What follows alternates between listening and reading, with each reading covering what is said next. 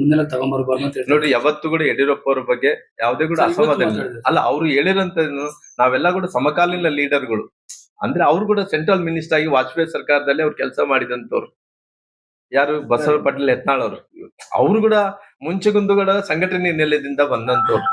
ಅವತ್ತಿನ ಕಾಲದಲ್ಲಿ ಕೂಡ ಕೇಂದ್ರದ ಮಂತ್ರಿಗಳಾದಂತ ಅನಂತ್ ಕುಮಾರ್ ಅವರು, ನಂತರ ಬಸವ ಪಾಟೀಲ್ ಯತ್ನಾಳ್ ಅವರು, ಯಡಿಯೂರಪ್ಪನವರು, ನಂತರ ಬಿ ವಿ ಶಿವಪ್ಪನವರು, ಶಂಕರ ಮೂರ್ತಿನವರು, ನಮ್ ಕಡೆ ಬಂದ್ರೆ ತಂಗಾ ಅವರು. ಅಂದ್ರೆ ಅನೇಕ ಮಂದಿ ಮಹನೀಯರು ಕಷ್ಟಪಟ್ಟು ಪಾರ್ಟಿ ಇಲ್ಲಿ ತನಕ ಬಂದಿದೆ. ಹಂಗಾಗಿ ಇವತ್ತು ಎಲ್ಲರ ವಿಚಾರದಲ್ಲಿ, ಅವ್ರ ವಿಚಾರದಲ್ಲಿ ಗೌರವ ಇದೆ ಎಲ್ಲರಿಗೂ ಕೂಡ. ಹಂಗಾಗಿ ಇವತ್ತು ಪಾರ್ಟಿ ಅನ್ನಂತದ್ದು ಏನು ಹೇಳ್ತದೋ ಅದೆಲ್ಲ ಕೂಡ ಕೇಳ್ಕೊಂಡು ಹೋಗಂತ ಕೆಲಸ ನಾವೆಲ್ಲರೂ ಮಾಡ್ತೀವಿ. ಕಾಂಗ್ರೆಸ್ ಅವರು ನಿಮ್ಗೆ ತುಂಬಾ ಜನ ನಾಯಕರು ಆಹ್ವಾನ ಮಾಡಿದ್ದಾರೆ, ನೋಡ್ರಿ, ಅವ್ರಿಗೆ ಪ್ರೀತಿ ಇರ್ಬೋದು, ಅಭಿಮಾನ ಇರ್ಬೋದು. ಇವತ್ತು ಏನೋ ಅವ್ರಿಗೇನೋ ರಾಮ್ಲು ಅಂದ ತಕ್ಷಣನೇ ಒಳ್ಳೆಯವನನ್ನಂತ ವಿಶ್ವಾಸ ಇರ್ಬೋದು, ಒಳ್ಳೆಯವನನ್ನಂತ ಅಭಿಪ್ರಾಯ ಇರ್ಬೋದು.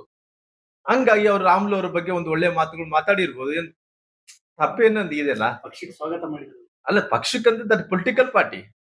ನಾವೊಂದು ಪೊಲಿಟಿಕಲ್ ಪಾರ್ಟಿಯಲ್ಲಿ ಇರ್ತೀವಲ್ಲ, ಕೆಲವೊಂದು ಸಂದರ್ಭದಲ್ಲಿ ನಾವು ಕೂಡ ಕರಿತಿರ್ತೀವಿ. ಅವ್ರುಗಳು ಕಾಂಗ್ರೆಸ್ ನಾಯಕರೆಲ್ಲರೂ ಕೂಡ ಬರ್ರಿ ಬರ್ರಿ ಬರ್ರಿ ಅಂತ ಕರಿತಿರ್ತೀವಿ. ಅಂದ್ರೆ ಇವಾಗೆಲ್ಲ ಪೊಲಿಟಿಕಲ್ ಪಾರ್ಟಿಯಲ್ಲಿ ನಾವು ಮಾತಾಡ್ಬೇಕಾಗುತ್ತಲ್ಲ. ಮಾತಾಡಿದ್ರೆ ಜನರಿಗೆ ಒಂದು ರೀತಿ, ಇಲ್ಲಪ್ಪ ಎಲ್ಲೋ ಒಂದ್ ಕಡೆ ಯಾರೋ ಪೊಲಿಟಿಕಲ್ ಸಿಸ್ಟಮ್ ದಲ್ಲಿ ಬಹಳಷ್ಟು ವರ್ಷಗಳ ಕಾಲ ರಾಜಕಾರಣದಲ್ಲಿ ದುಡಿದಾನ, ಕೆಲಸ ಮಾಡಿದಾನ, ಇಡೀ ರಾಜ್ಯದಲ್ಲಿ ಸಂಘಟನೆ ಮಾಡಿದಾನ. ಅಂತ ಸಂದರ್ಭದಲ್ಲಿ ಆ ಪೊಲಿಟಿಕಲ್ ಪಾರ್ಟಿಯಲ್ಲಿ, ಯಾವುದೇ ಪಾರ್ಟಿಯಲ್ಲಿ ಇದ್ದಂತ ವ್ಯಕ್ತಿಗಳಿಗೆ ತೊಂದರೆ ಆದಂತ ಟೈಮಲ್ಲಿ ಒಂದು ಪಾರ್ಟಿಯಿಂದ ಒಂದು ಪಾರ್ಟಿ ಕರೆದು ಸಹಜ.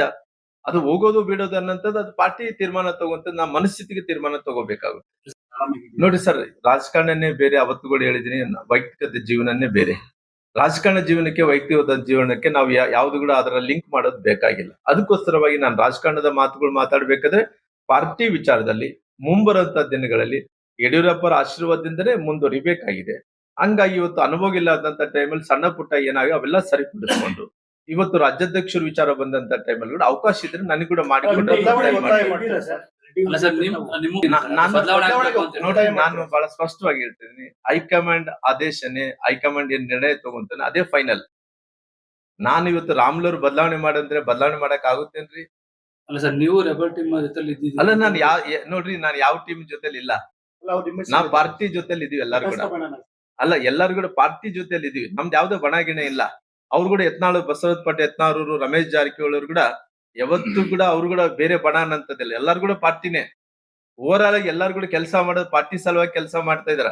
ಸಣ್ಣ ಪುಟ್ಟ ಭಿನ್ನಾಭಿಪ್ರಾಯಗಳಿದ ಒಂದು ಕುಟುಂಬ ಇರ್ತದೆ. ಭಿನ್ನಾಭಿಪ್ರಾಯಗಳಿದ ಯಾರಿಗೆ ಹೇಳ್ಬೇಕು? ದೊಡ್ಡವ್ರ ಮನೇಲಿ ಇದ್ದಂತ ತಾಯಿ ತಂದಿಗೆ ಹೇಳ್ಬೇಕಲ್ಲ. ಯಾವ್ದೋ ಸಣ್ಣ ಪುಟ್ಟ ಇದ್ದಂತ ಟೈಮ್. ಹಂಗಾಗಿ ಇವತ್ತು